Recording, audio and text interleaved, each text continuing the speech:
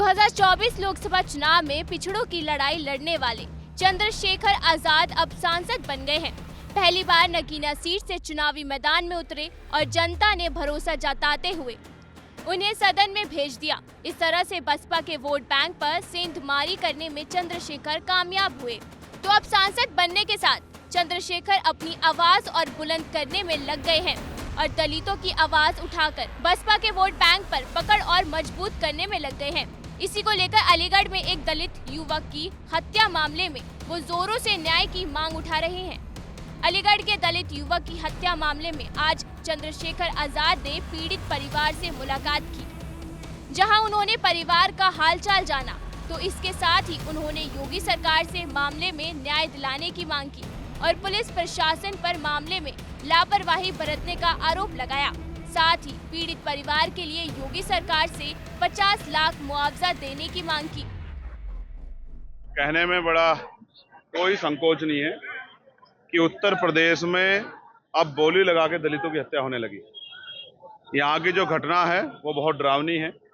किस तरह से चैलेंज करके एक 22 साल के बच्चे की हत्या कर दी गई।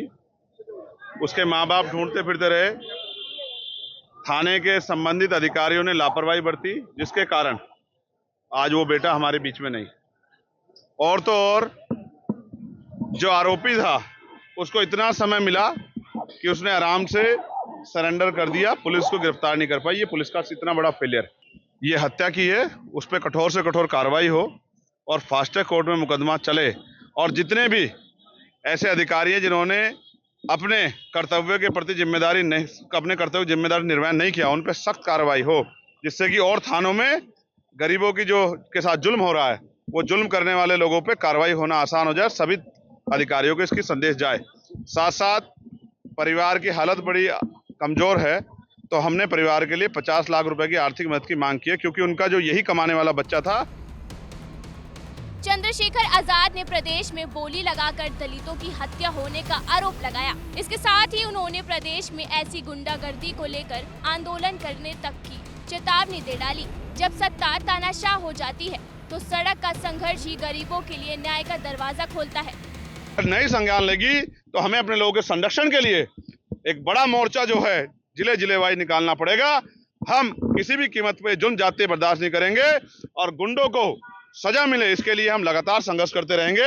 हमारी ये मांग भी है कि लापरवाह अधिकारियों को चार्ज ना दिया जाए, गैर जिम्मेदार अधिकारियों को किसी भी कीमत से चार्ज ना दिया जाए और गुंडों की मदद करने वाले अधिकारियों पे मुकदमे दर्ज करके कार्रवाई की जाए।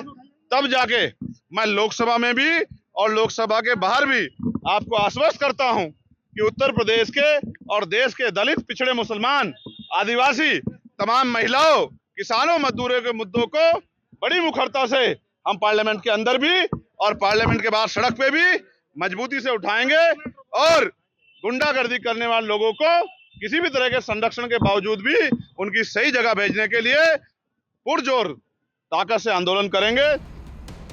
कुल मिलाकर अपहरण के बाद दलित युवक गौरव की हत्या का मामला अब सियासी रूप लेने लगा है। ऐसे में मामले में योगी सरकार पर जल्द ही पीड़ित परिवार को न्याय दिलाने की चुनौती है। बता दें कि युवक की हत्या 31 मई को हुई थी।